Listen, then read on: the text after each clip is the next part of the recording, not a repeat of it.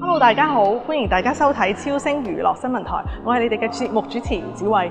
今日咧，我哋咧要採訪一位朋友，因為咧佢近排咧上咗各大傳媒嘅新聞頭條喎。歌手 Dave 圈振華日前喺一個演出遇到一位女 fans 表現得好熱情，仲錫咗佢一啖。當時咧阿 Dave 係表現得有啲尷尬嘅。今日我哋嚟呢度採訪佢。Hello Dave， 最近咧見到你上咗各大頭條喎。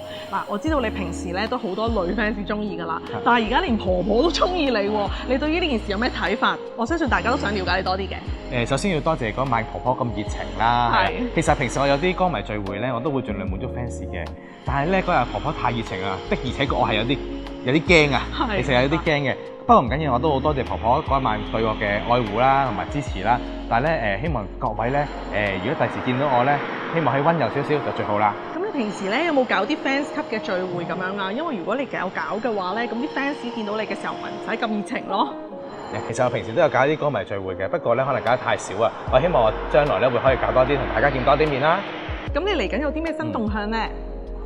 我啱啱加入咗超星團呢個大家庭啦，咁各位兄弟姊妹咧都好照顧我啦，同埋好愛惜我啦。咁所以咧，我哋嚟緊咧5月25號咧喺澳門亞斯國咧都會有一個 show 嘅。咁啲飛都買得差唔多啦。咁到時喺亞斯國見啦。唔係喎，好似你都有份嘅喎。唔止我哋有份，成個超星團都有份啊！咁到時見你哋啦，我哋。拜拜。拜拜。